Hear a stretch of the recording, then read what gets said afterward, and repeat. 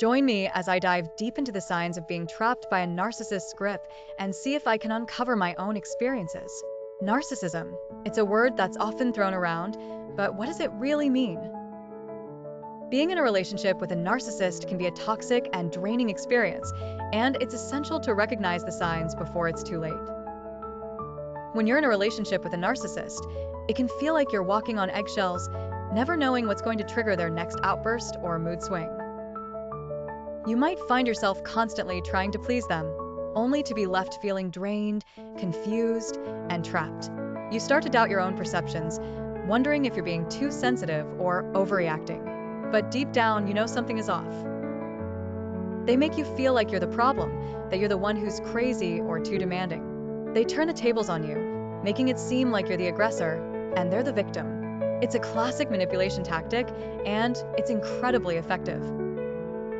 Before you know it, you're trapped in a cycle of guilt, shame, and self-doubt.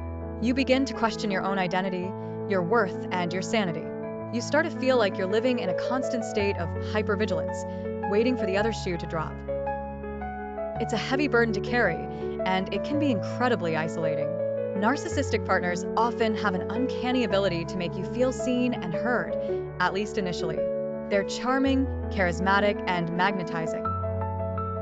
But as time goes on, their mask starts to slip, revealing a sense of entitlement, a lack of empathy, and an insatiable need for control.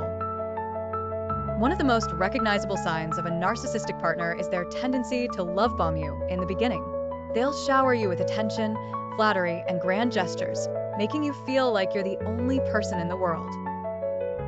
But as the relationship progresses, that attention starts to wane, and you're left feeling abandoned and unimportant. Another classic sign is their lack of accountability. They'll deny any wrongdoing, shift the blame onto you, or become outraged when confronted with their own behavior. It's a dizzying cycle of gaslighting and emotional manipulation. I remember a time when I was in a relationship with someone who would constantly criticize my appearance, telling me I was lucky to have them because no one else would want me. It was a subtle but insidious form of control, and it took me a long time to realize that I didn't deserve to be treated that way. But one day, something clicked.